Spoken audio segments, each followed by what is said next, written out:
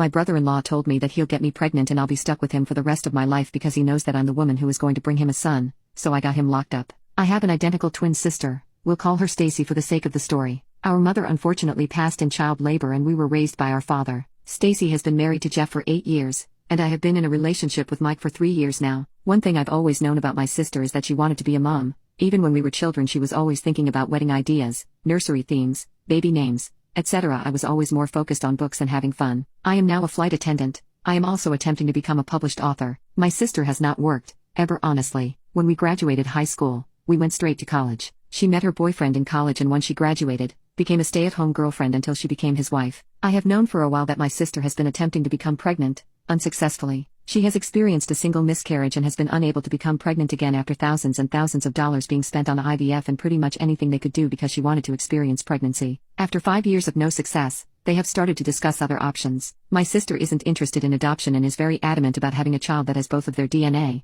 her words not mine. About 3 weeks ago she came to my house and we were hanging out as we usually do, just chatting and watching Modern Family. She told me she had a serious question and needed to ask me while she still had her nerves. It scared me, but she asked if I could be her surrogate. I was frozen for a second and asked what she meant. She told me that I knew what a surrogate was. She needed me to be her surrogate. I expressed that she knew that I wasn't interested in having children. This could be due to how we came into the world, but I'll be honest and say I have never found the thought of having children appealing in any way. I told her that I would have zero issue with donating my eggs to her. However many she needed, she could have them all, but I could not carry her child. Upon hearing that, she became so angry. Her face was so red and she was just yelling about how it was obvious how jealous and hateful I was because this is a small task. I didn't want to bring it to her attention, but she has always spoken about having more than 4 kids. Would the expectation be for me to do this every time? I don't know. I'm starting to feel so bad. She ended up telling me that if I couldn't do this one thing for her, how could I ever call myself her sister? She broke a picture of us I have sitting on my mantle and stormed out. Since then she's only texted me pictures of her diaries from when we were kids, and all of their vision boards saying that I'm stopping her from creating a family for no reason and to think about the bigger picture. My boyfriend refuses to give me advice, saying that it's my sister and he doesn't feel comfortable attempting to sway me in either direction because it's such a touchy subject.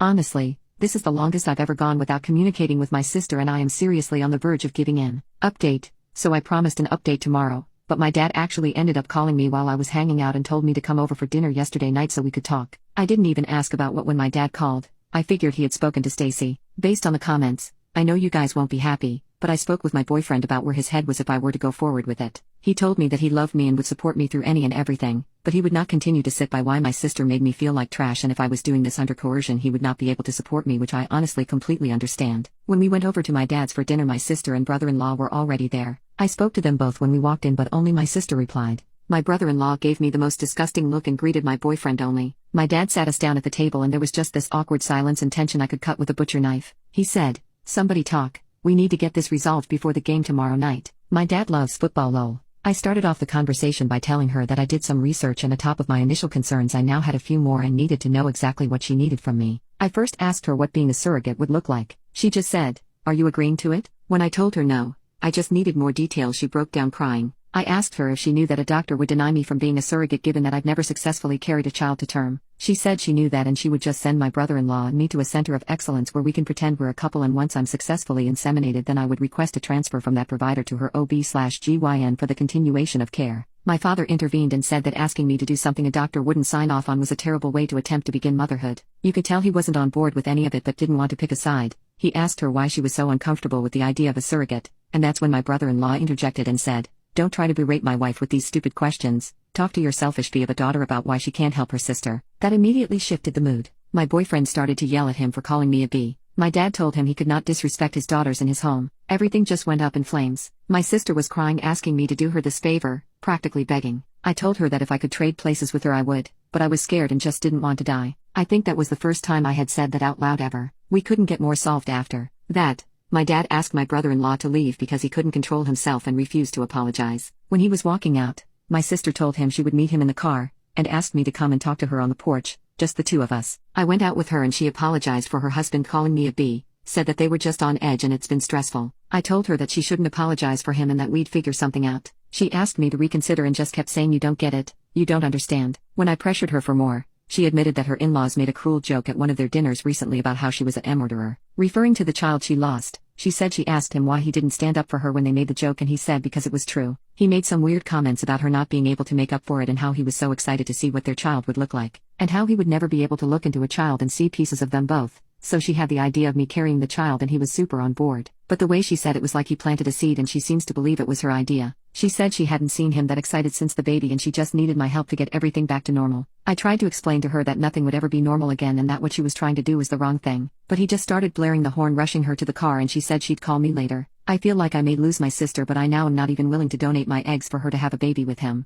I had no clue that his family was pushing so much guilt onto her. I have literally been jumping at my phone every time it rings because I know she'll be calling soon and I'll have to tell her that. I'm terrified I'll lose my sister, but I can't and won't do this. Update 2. My sister called me back the next morning, the day after he called me a B. I unfortunately missed the call because I was in the shower. When I called back, no answer. It was a normal day until we got to my father's house that night for football. Kickoff had just happened when my sister walked in. She asked my dad if he could come outside and talk to her husband. My dad said no because the game was on, and he could either wait until the commercial break or he could come in and apologize like a man in front of everyone who witnessed him disrespect me. She took a breath and told him how he wasn't being completely fair. She tried to bring up a previous situation drawing likeliness, and it infuriated my father. He told her how he didn't raise her to make herself small and weak for a man, and said whatever he did that made her think this is how you have a healthy relationship. He was sorry for failing her as a father. Her eyes started to water and she just stormed out without another word. When I went out to my car after the game was over, I had 2 flat tires and a broken passenger front window. My dad put 2 donuts on the car, used his truck to tow the car into his garage, and told me to take his other vehicle and he would get the car fixed and I could come and get it whenever I had time, but not to worry. He asked if I wanted to stay the night.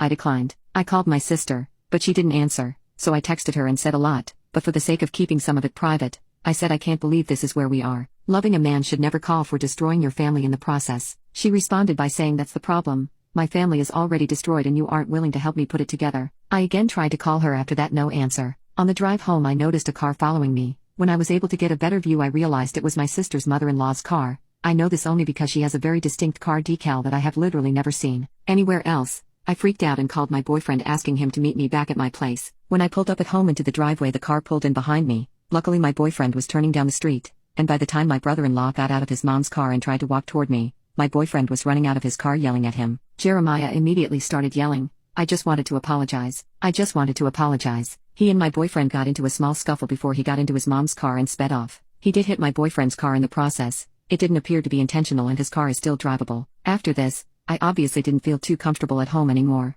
I packed a bag and went to my boyfriend's house and haven't really been back home since. My dad did add a camera and floodlight to the back door and driveway, but I'm honestly not too sure I want to go back, although I know I will have to at some point. Yes, I reached out to my sister, but no, she did not answer or respond at all that night or the day following. After that, I would notice that on one day a red car would be following me, and the next a black one. I know you may say I was scared and just thinking people were following me, but I would notice them and begin to drive to the police station per instruction from my dad, just for them to then turn once the station was in sight. On Sunday I went to brunch with a few friends to celebrate one's upcoming wedding and discuss bridal shower details. The waiter came to me and told me my husband was up front and it was an emergency, thinking it was my boyfriend and she was just mistaken. I went up to find my brother-in-law. I approached him in an attempt to not make a scene, speaking low and asking him to leave or I would call my dad. He told me that everything just went too far and he just wanted to apologize. We were kind of in the doorway and it was just awkward people funneling and saying excuse me, so I suggested we step out to get out of the way. When we went outside, he apologized for calling me a B and said he didn't feel that way. He told me I didn't understand how hard it was for him,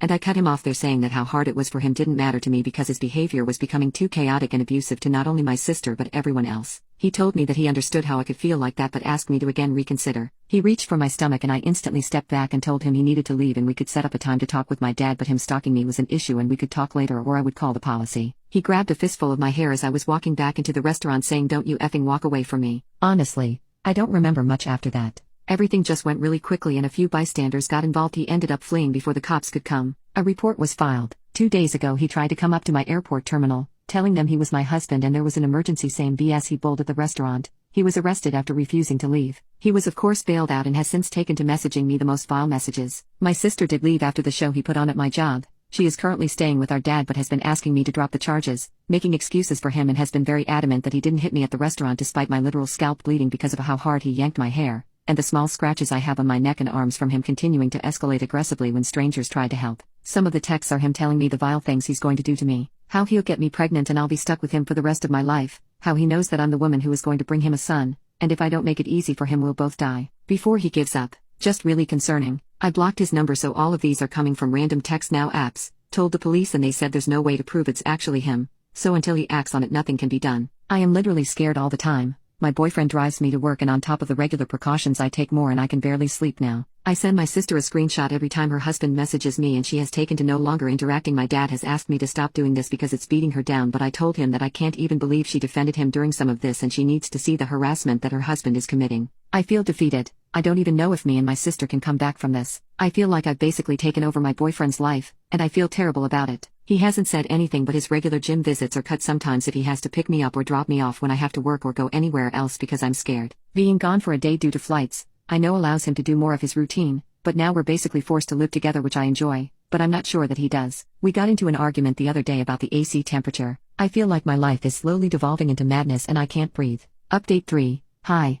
I don't really know where to start, but currently my brother-in-law is stalking me. I don't want to go down the rabbit hole of why, but he wants me to have his baby. Unfortunately, the story just gets more chaotic. I had his number blocked, but at the advice of others unblocked him due to the police stating that the messages coming in from unknown numbers couldn't be traced to him. He has sent me a few messages from his actual number saying that we need to talk and get to an agreement. I of course have not engaged. The vile messages from strange numbers have continued. I cannot confirm, but I always feel somebody following me. Going to get my coffee from Dunkin'? I feel like the blue car is following me. I've gotten to the point where I actually have taken a leave from work. I have completely abandoned my apartment and moved in with my now fiancé. I ran into him a few days ago grocery shopping. He approached me from behind and rubbed a hand on my back. When I jumped and screamed attempting to draw attention, he pretended to be confused, throwing his hands up. I'm sorry, I'll leave you alone. I apologize. He seemed so genuine that the witnesses basically accepted his apology on my behalf and sent him on his way. I literally couldn't even talk. Barely breathe to even form words outside of someone helps. I felt so helpless. The next day my apartment was broken into and completely destroyed.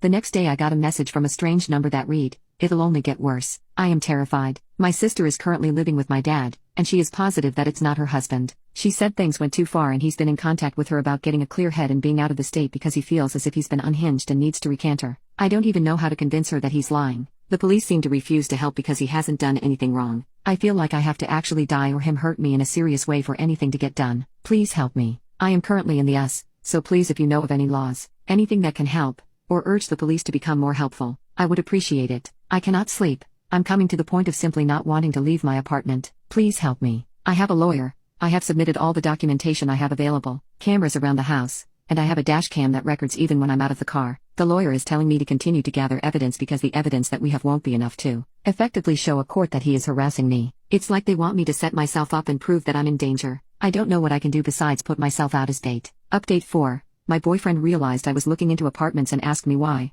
I told him that I felt like he wanted his space back to himself and he proposed. I'm literally engaged. Now I feel a lot better about taking over his apartment. Lol. My brother-in-law approached me in a grocery store. I, unfortunately, did not do well with standing up for myself there. Not my best moment. He broke into my home, did some damage in my bedroom, and broke a few things in my kitchen that he knows I love. Mugs and an espresso machine. No, I wasn't there, and yes, cameras were installed after I took a leave of absence from work. Basically stayed holed up in my fiancé's, holy crap, apartment. My sister had been ignoring my texts and not engaging with me until I got a random call. When I answered, she was on the phone sobbing. I asked her what was wrong, thinking something happened to our dad. She explained that she had been following her husband and she knew he was following me. She said she was telling me because she went to the police and they explained they were sending someone out to talk to me. We sat on the phone for 5 hours. She explained that after the hair pulling incident her light bulb went off and she went into private investigation mode. Explained that it got to the point where she was concerned for my safety, which is why she made the decision to go to the police. She apologized for putting so much pressure on me.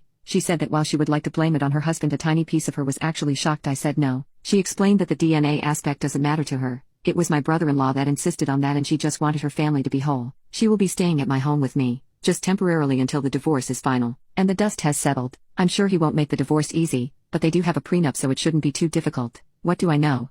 I'm not married. Yet. Sorry, I'm literally so excited. Sidebar. I did find out after my father slipped and shared that my sister actually had proof that her husband burglarized my home. She apparently held on to the information because she needed to decide the right thing to do. He said that when she told him that he told her she didn't have a choice and he made her go immediately. She apparently didn't put up much of a fight. My dad said he feels like she just needed someone to actually say it to her for her to get it, but I'm not 100% sure how I feel about this. I am happy that she made the right decision in the end. The police came to my fiancé's apartment the next day. They took my statement and explained to me that they wanted to simply have an agent patrol me for a day in an unmarked, and if he followed me, he would be arrested. They didn't inform me of what car was following me but did say that it would be happening immediately, so if I felt I was being followed not to panic basically. He was literally caught within 2 hours of me leaving my fiancé's apartment. We went on a date, and literally as we pulled into the third location he was pulled over and arrested. I drank more margaritas than I should have that night at the restaurant. The detective did tell me I would be getting a call from the DA's office, which I assume will be tomorrow. Honestly, based on how this has all gone, I doubt they'll hold him accountable much, but I am hoping that with them having his phone there is physical proof that he was sending me the texts which will add to his punishment. I have my first flight back at work this week and I'm so excited to be back to my regularly scheduled program. Today's football games were amazing,